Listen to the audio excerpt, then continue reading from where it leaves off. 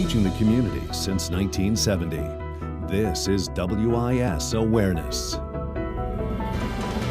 One day, South Carolina will be a better state. And why is this true? Because mine eyes have seen the glory of the coming of the Lord. Glory. Remembering a champion for civil rights. Before the nation pauses to honor Dr. Martin Luther King Jr., Awareness honors his legacy and reflects on his life's work, while we explore how far African Americans have come and the work still left for future generations. Thank you for joining us for Awareness. I'm your host, Megan Norman.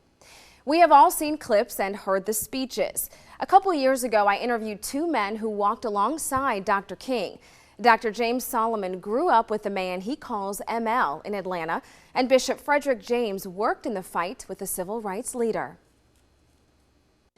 Well, at that time in Atlanta, there was only one high school for blacks, Booker Washington High. So we all went to the same school. Actually, ML was a grade or so ahead of me. And the upperclassmen didn't associate socially with the underclassmen. But I did know him because I attended Ebenezer from time to time, and because a good friend of mine who lived in the Grady Homes projects with me, a young man named John Arnold, was a very close friend of ML.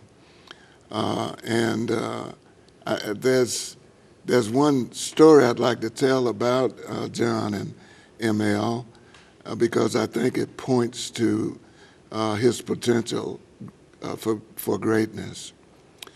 John and ML graduated together. John then went to New York that summer to work in the garment district. The garment workers were on strike. John crossed the picket line, was shot and killed.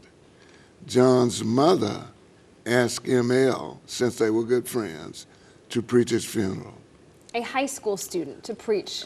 Well, he had just graduated from high school, and I'm not sure whether he had already registered at Morehouse or not, but it was the same summer that they both graduated. ML preached that funeral. I attended it. And I'd known him off and on for a number of years. But that was the first time that I really saw something special in him. And I remember to this day that the thought that I had was that this guy is something special. He has a vision. He has a already vision. At a young age. And a calling, I think. Right. Yeah. Now, Bishop James, you worked with him during the civil rights movement, and during 1964 in May, you introduced him at a convention, at a conference, and we have a soundbite of your introduction. We come presenting a great civil rights leader. But what's perhaps more important is that he is identified with the average man, the man of the mill, the man of the valley, the man of the hill, the man at the throttle, the man at the plow, the man with the fruit of his toil on his brow. We present to you at this time a great leader, Martin Luther King. Let us be. After listening to the glowing words. And then you hear Dr. King continue on and thank his good friend, Bishop James. Fred James, I believe is what he says. Now, in your remarks, you talk about how Dr. King aligns himself with the average man. What did you mean by that? The Average Man is a favorite poem of mine, and I tend to use it from time to time. With Martin Luther King Jr., his concern was relating his faith to practice and to what he considered to be God's will for his people on earth as well as heaven.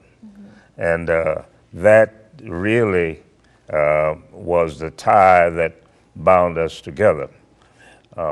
I graduated from Howard Junior High School, Howard University in Washington, the School of Religion. And that institution introduced a system of relationship between preaching and practice called social ethics. Sure. And Martin Luther King Jr. was fascinated with that development, although his experiences at Colgate Rochester and his experiences at Boston caused us to have much conversation. Right. And Bishop James and Dr. Solomon, both of you agreed that Dr. King was a man of vision, but maybe not in the singular form, but visions. He had multiple goals that he was trying to achieve. Yes. For example, what were some of them? He always looked beyond what was happening. He always felt that what is not at all as important as what it ought to be. And he did not consider limitations worthy of taking up half of a lifetime or any part of a lifetime when you could be doing what you ought to be doing. Right. That was his innermost. And on marches, this is what he was talking about to his fellows. Whenever I marched with him in Chicago, I marched with him from Selma to Montgomery. I joined them that Sunday night and marched on into Montgomery. And the Martin Luther King Jr. that I knew was somebody who was concerned about time and concerned about doing in your time as much as you could do that you ought to be doing, according to what you're supposed to be believing, whether you're an American or whether you're a Christian. Right. And what about our time right now, Dr. Solomon, you were about to? Well, I was about to say that I left Atlanta in 1947 and went into the Air Force. So I never saw ML again, or Dr. King again, face to face after leaving Atlanta. But my perception and understanding of his beliefs and his goals was that he believed that this country was worthy of becoming the country that was described in the Declaration of Independence and in the Constitution, a country of peace. So he was not for war at all. But he also believed that it was a country, I think he believed, that it was a country that would look out for the least fortunate of its citizens. Right. And I don't think enough attention has been given to his concern for the poor, his concerns for the have-nots. So you don't think we've fully realized his dream as of yet? No, I don't think we've fully realized his dreams in a number of areas, but certainly not in that area. Still to come on Awareness, a strong pillar of the South takes on new meaning. Plus, a conversation with leaders of the next generation. Negro to lead the Congress of the United States was from the state of South Carolina. And in his farewell address, the one thing that he said that even though this is a period that ends for us for a while, we will come again.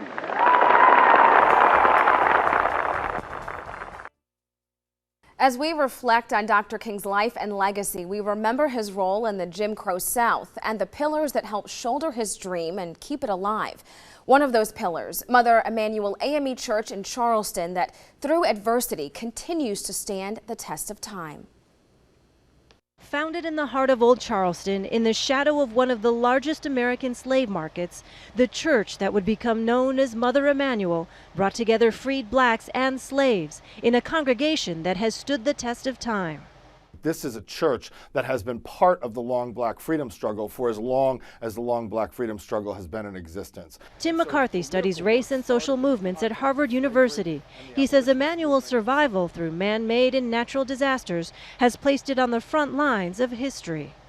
Its parishioners took part in the Underground Railroad, and in the 1900s, its building hosted civil rights luminaries like Booker T. Washington and the Reverend Dr. Martin Luther King Jr., who spoke there in 1962.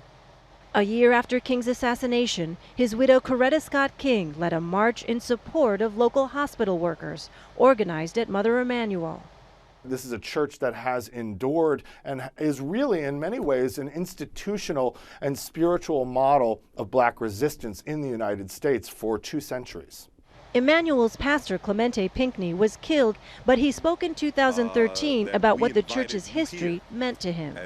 We don't like to see our church as a museum, but as still a place of change and still a place where we can hopefully change and work on the hearts and minds and spirits of all people. President Obama said the tragedy will not quiet the pastor's voice.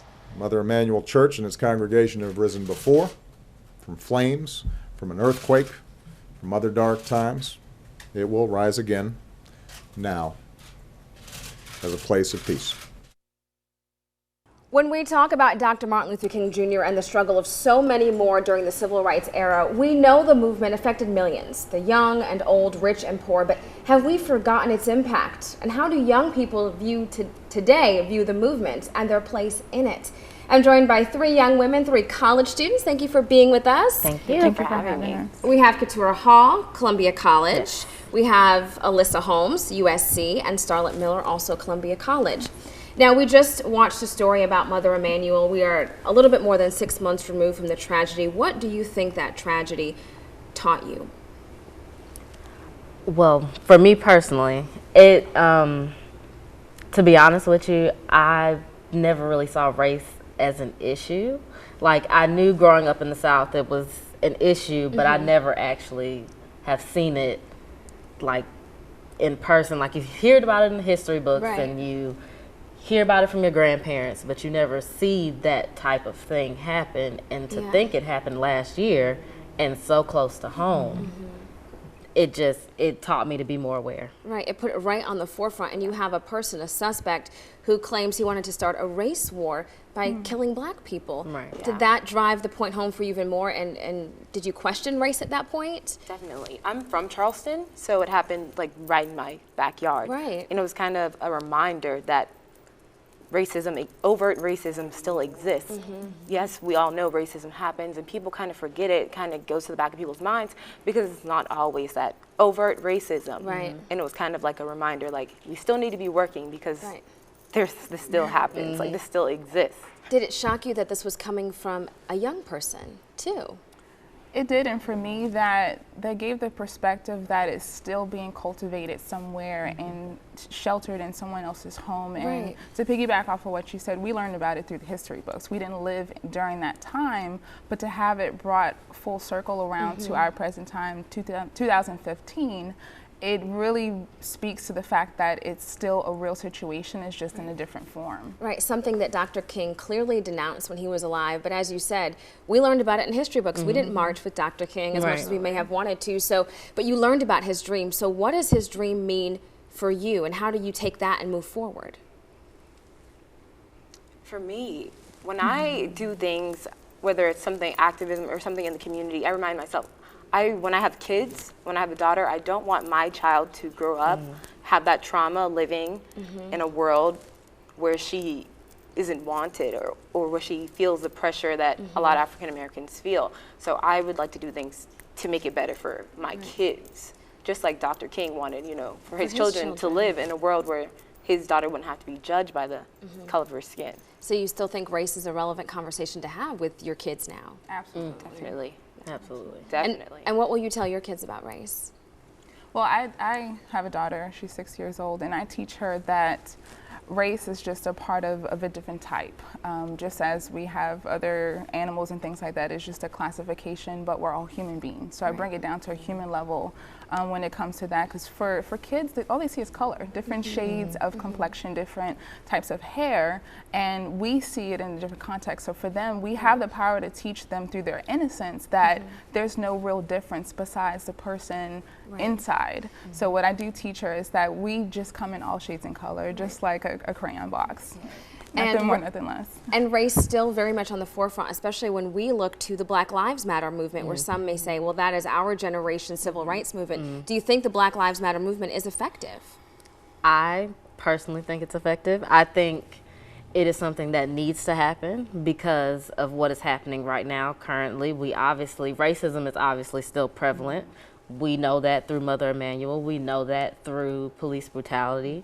We know that through a lot of things. So I feel like it's something that needs to happen. I feel like Black voices need to be heard and they need to be put at the forefront. And I think that's what Black Lives Matter is trying to do. Are there other issues you think the movement needs to tackle?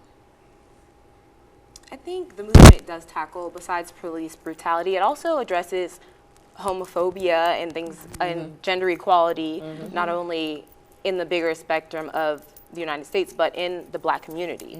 Like Alicia Garza, the founder of Black Lives Matter, she does speak a lot on homophobia and gender equality in the Black community as well. And I feel like that's definitely something that needs to be addressed. Right. And very quickly, we don't have much time left. How important is it for young people to be involved and engaged in what's going on today in current affairs and the struggles of today? It's extremely important, as we know through the comments of Trump and through this whole presidential election that we have and this show that's going on through this presidential election. I feel like this right now is the time. If you are not involved in affairs right now, you need to be right now. Wonderful. Ladies, thank you so much for your insight. I really appreciate it. Thank Thank you for having us. When Awareness returns, a look back at a turning point in the civil rights movement, Bloody Sunday.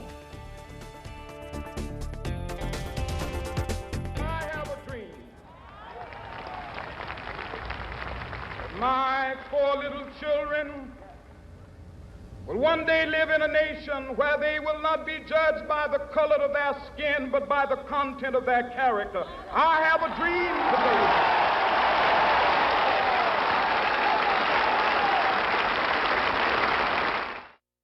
With race relations remaining a top issue facing the nation today, Wallet Hub, a personal finance website, did an in-depth analysis of states that have achieved the most racial progress.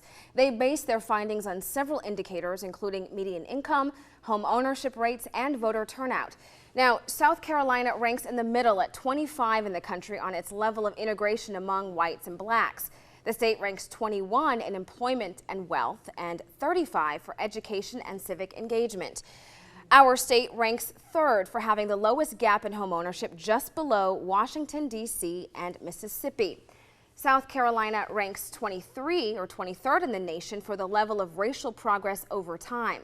We rank 37 for education and civic engagement and 16th for employment and wealth. Now, South Carolina is the second state with the highest change in poverty rate gap, just below Mississippi. And while progress has been made, there is always more work to be done. Some say the spark that set the South in the right direction has roots in Selma, Alabama. From her view on Martin Luther King Jr.'s lap, Cheyenne Webb Kreisberg could see beyond 1960 Selma, Alabama, to a world that is less black and white. I had made up in my mind that I was going to be a part of that movement. Why are you a martyr? So we can be free. At 9 years old, Kreisberg was the youngest of about 600 people who tried to march from Selma to the state capitol in Montgomery to demand voting rights. Halfway across the Edmund Pettus Bridge, state troopers moved in with batons and tear gas. Nationally televised images sparked outrage around the country. Then 2 weeks later, Dr. King led a successful march from Selma to Montgomery, a 51-mile, 5-day journey on foot. Why do you think Selma has become such a symbol, so significant in terms of the history of the civil rights movement? It not only gave African Americans the right to vote, but it started changing the nation.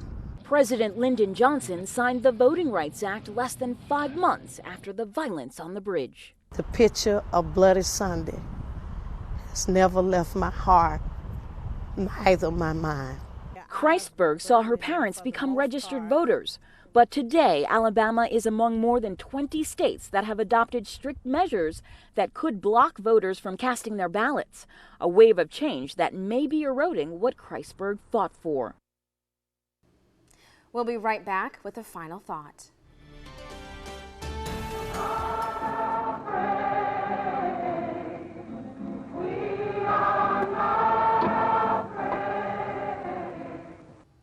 At a time when issues and words seek to divide, we need to stand united. If there's one lesson to come from the horror of the Charleston church shooting, hate does not have the power to overcome the will to win. As Dr. King said, the chain reaction of evil, hate begetting hate, wars producing more wars, must be broken.